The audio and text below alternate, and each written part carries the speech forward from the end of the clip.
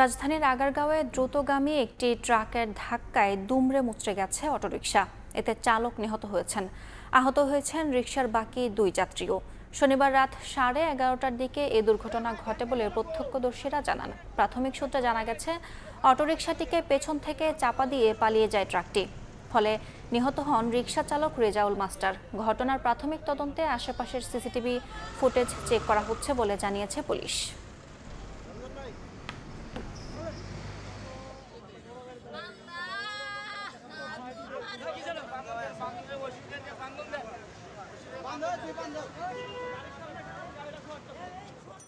ট্রাকে একবার ধাক্কা মারছে পিছনে। ওই যে আপনার অটোটা মানে যাইতেছে, তার পিছনে হলো আপনার ট্রাক, তার পিছনে আবার আমরা 2-3 গাড়ি মানে বাড়ি মারছে, বাড়ি মারা ট্রাক চলে গেছে। ড্রাইভার সহ 3 জন, ড্রাইভার তো জায়গায় মরে গেছে। যে যাত্রী 2 জন, এই 2 জন সিরিয়াস আহত, এখন মেডিকেল নেওয়া হয়েছে।